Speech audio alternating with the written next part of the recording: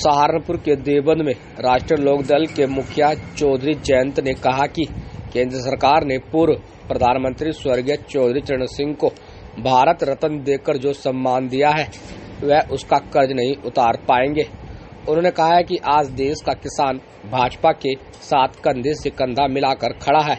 वह जानता है कि उसका हित भाजपा में ही सुरक्षित है। आज रालोद मुखिया चंदेना कोली गांव में भाजपा प्रत्याशी राघव लखनपाल शर्मा के समर्थन में आयोजित जनसभा को संबोधित कर रहे थे। देखिए, राघव एक अच्छे जनप्रतिनिधि रह चुके हैं, दोबारा मैदान में हैं, हमारे प्रत्याशी हैं और मुझे पूरा विश्वास है कि रामपुर की जनता, सहारनपुर की जनता अच्छी जीत उनको दिलाएगी। एनडीए में शामिल होने से लोकदल को कितना फायदा होने वाला है? कितना हो चुका? लोकदल का फायदा मैं नहीं देख रहा, मैं किसानों का फायदा देख रहा हूँ। किसानों को लाभ मिलेगा। मुख्य धारा में इस क्षेत्र के लोगों की जितनी समस्या उनको हम लोग रखेंगे और उनका समाधान ढूंढने का प्रयास करेंगे। हमारी वोट हमेशा ईमानदारी के साथ देती है।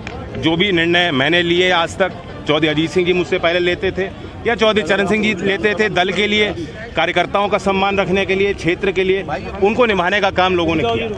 वही उम्मीद मुझे है सहारनपुर से। धन्यवाद क्योंकि वो मुख्यमंत्री जिनके बाबा नारायण जी चौधरी साहब के साथ उप मुख्यमंत्री रहे, उनके पिता संजय चौहान बड़े नेता रहे, मेरे साथ सांसद रहे लोकसभा। तो ऐसे चंदन चौहान वहां फील्ड में है और दूसरी सीट बागपत है। वहां का जो हमारे उम्मीदवार हैं डॉक्टर राजकुमार सांगवान। यहां से इस मंच से मैं वर्णन इसलिए कर रहा हूं कि जो लोकदल के कार्यकर्ता हैं वो अच्छी तरह जानते हैं डॉक्टर राजकुमार सांगवान जी को आपने करीब से देखा है। जब उन्होंने नामांकन भरा, नामांकन में भरा जाता है संपत्ति का ब्यौरा देना पड़ता है, बैंक खाते में कितना है, कितनी संपत्ति, अचल संपत्ति क्या है। डॉक्टर राजकुमार सांगवान ऐसे व्यक्ति हैं जिन्होंने जवानी में चौधरी चरण सिंह जी को सुना, मायात्यागी कांड में जेल गए, सामाजिकता से ओतप्रोत होकर, प्रेरित होकर वो अपने घर वालों को उन्होंने कह दिया था जवानी में ही कि मैं पारिवारिक जिम्मेदारियों को शायद ना निभा पाऊं, क्योंकि अब मैं चौधरी चरण सिंह जी को अपना जीवन समाज को समर्पित करता हूं। ऐसे व्यक्ति का चयन हमने किया। और आज के जमाने में जब यह चलता है चुनाव में, वोटर को सब मालूम है, चुनाव में ये चलता है। ऐसे दौर और ऐसे समय ने पार्टी ने विश्वास के साथ उनका चयन किया है। अगर आप लोकदल के लोगों को कहना चाहता हूं, अगर आप चाहते हो कि बिजनौर और बागपत में लोकदल का चुनाव चिन्ह पे लड़ रहे हमारे उम्मीदवार बड़ी जीत हासिल करें और हमारा झंडा ऊंचा रहे, चौधरी चरण सिंह के विचारों को लेकर हम मजबूती से काम करें, तो कोई विकल्प नहीं है। सहारनपुर में बड़ी जीत आपको राघव लखनपाल को कमल के चिन्ह पे दिलानी पड़ेगी।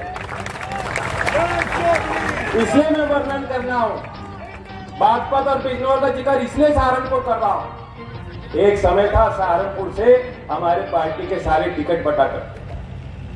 आपको मालूम है, मैं अपने बाबा के और पिताजी के समय की बात बता रहा हूं।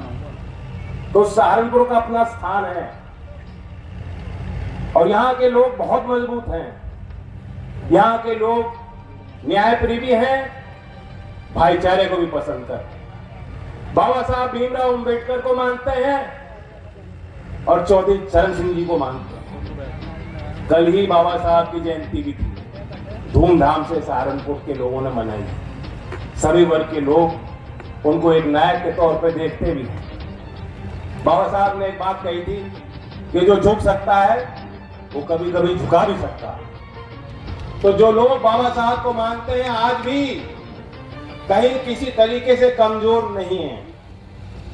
जो उन्होंने अलग जलाया, सामाजिक न्याय और बराबरी के लिए प्रयास किए, संघर्ष किए, कानून बनाए, नीति बनाई, अध्ययन, उनके विचार, उनके द्वारा लिखे गए किताब, लेख, नौजवानों को उस चीज को बेहतर तरीके से समझना चाहिए और उनके विचारों से अपने आप को जोड़ना चाहिए।